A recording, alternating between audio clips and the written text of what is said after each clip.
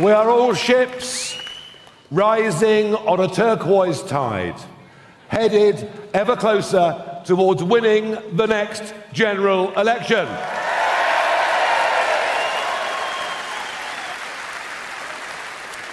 It's been a day of some considerable news. It seems that female politicians are all the rage at the moment. We had our own very positive announcement overnight, of which you will hear more.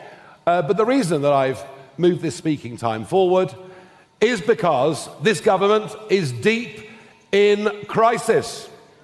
Not only have they fallen into deep popularity within just a year of winning the general election, but it's become clear to all of us that it is a cabinet of wholly unqualified people to run our country. They are not fit to govern.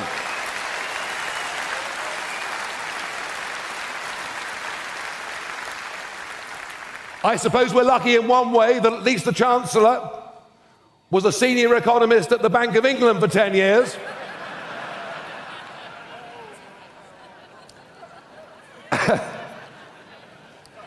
And that the business secretary is a fully qualified solicitor. And that the deputy prime minister and housing secretary, until half an hour ago,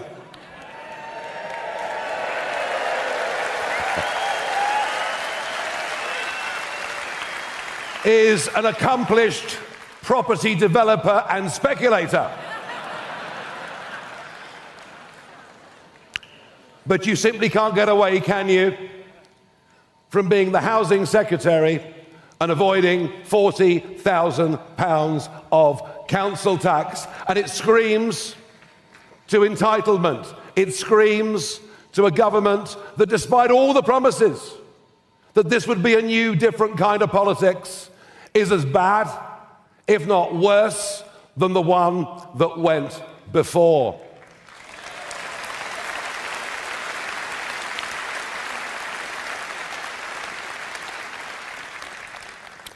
We've been told that right now the Prime Minister is organising a reshuffle.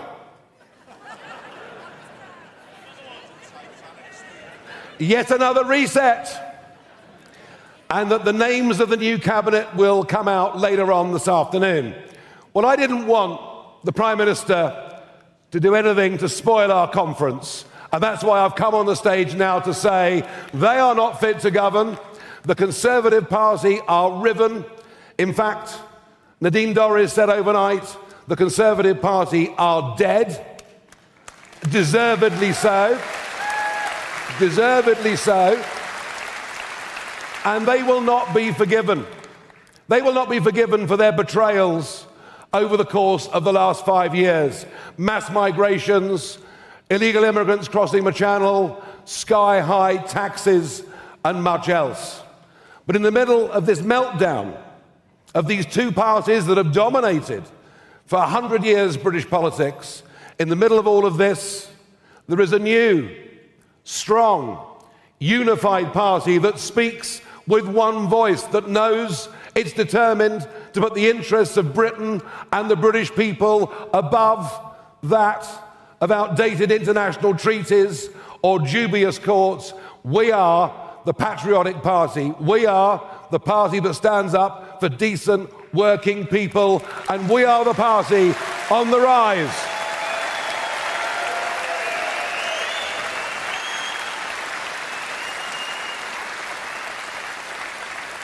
Just think, I stood before you this time last year. At this very conference, we only had a handful of branches around the country. We now have 450 branches that we've set in place.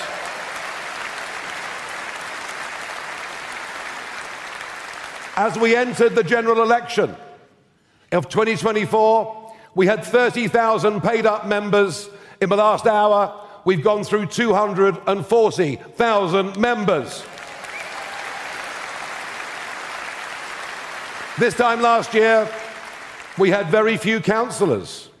Now we have over 900, and I've got to tell you, Last year I said to all of you, May the 1st is coming. Volunteer to stand in the county elections. And even though the government cancelled the elections in 9 of the counties that we would have won, we still won outright 10 county councils and became the largest party in 3 others. Unbelievable.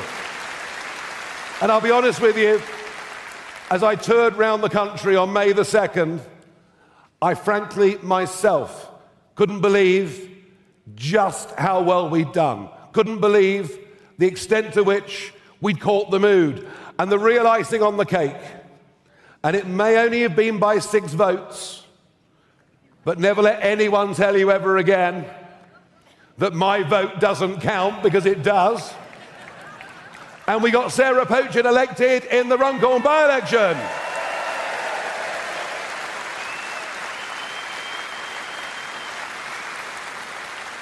We have topped over 100 of the last opinion polls. Our lead is between 10 and 15% against any of the other parties. And I tell you what, given the state of chaos they're in, I think we can increase that lead further yet. Folks, it's happening.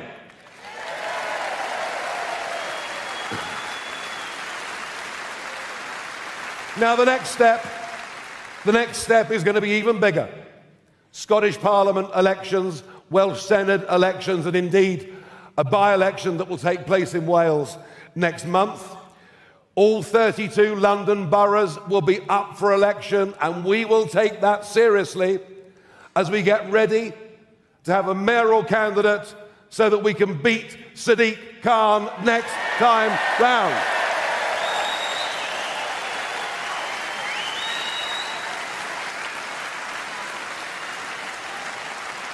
We're going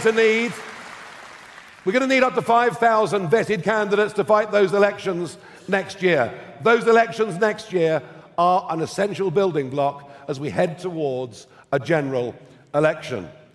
Now, talking of the general election, it's supposed to be in, I know you want it now, but it's not going to come now.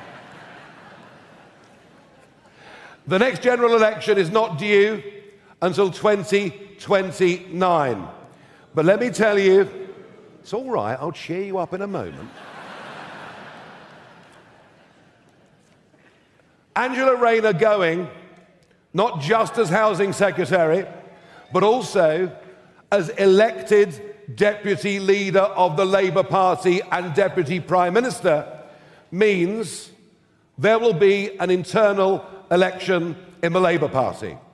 Already, they're facing the threat of Jeremy Corbyn and Zara Sultana.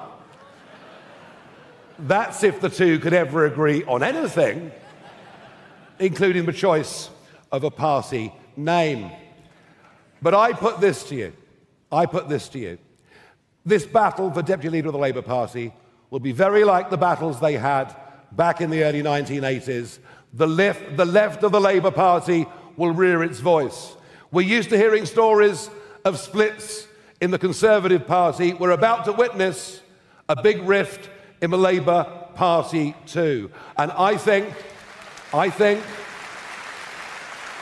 if there is one really big message from me to this conference, I don't think, and the bond markets back me up, and the leftward drift backs me up, and before long, there'll be Labour MPs that reckon they've got a better chance on the Jeremy Corbyn sectarian ticket, because frankly, folks, that's what's going on in our country.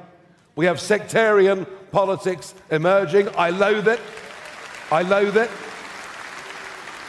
But there'll come a point when many MPs, Labour MPs, think they've got a better chance of being re-elected under that ticket, under Corbyn, than they do under Sir Keir. I think there is every chance now of a general election happening in 2027, and we must be ready for that moment.